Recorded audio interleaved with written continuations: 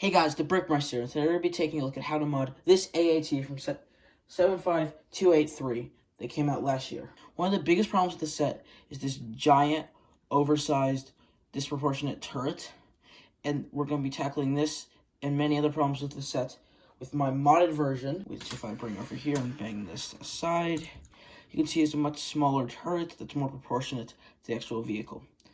So without further ado, let's get right into how to mod your AAT. You only actually need two parts to mod this AAT.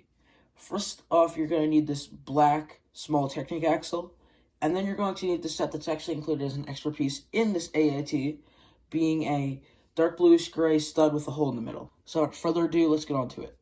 I feel like I say without further ado too much. Comment if I do that too much in the comment section down below.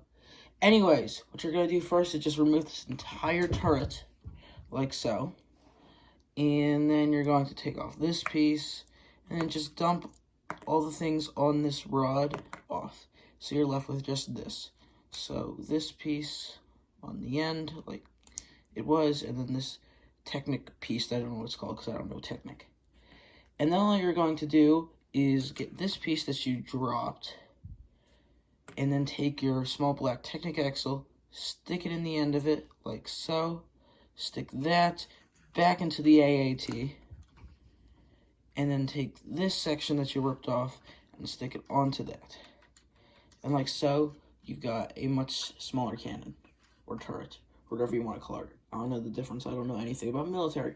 Anyway, next off, you're going to take these turrets, I guess I should call them, and just flip them upside down, because on the actual AAT, they have the larger, longer cannon, turret, thing, weapon on the top, and the smaller one on the bottom, even though the Lego set somehow got that inaccurate. It doesn't make sense, just pay attention to details. Just, the Star Wars team needs to get better at that. Anyways, moving up to the top, we're actually going to take this antenna and this antenna off. We're going to take our little stud that came in the set as an extra piece, stick that on the bottom of this antenna. This will make it so the antenna does not fall off as frequently as I find it does.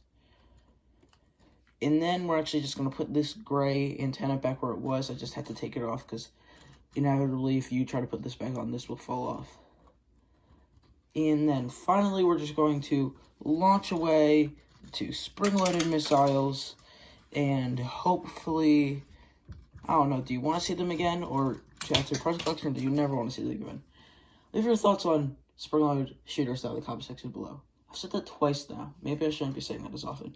Who knows? In fact, if I've been saying, leave this in the comment section down below, in the comment section down below. So you're ultimately left with those two spring-loaded missiles, and then two of these pieces, and then this Technic rod to add to your parts collection, unless you lost the spring-loaded missiles like I just did. Just look how intimidating these two AATs are now with the mod. So much cleaner looking and more accurate. Anyways, comment down below, I know I've said this for the 4th time now, if you have done this mod, or planning on doing this mod, based on when you're watching this video. And please be sure to like, comment, and subscribe, and hit that bell so you never miss another video. And with that, I bid you farewell.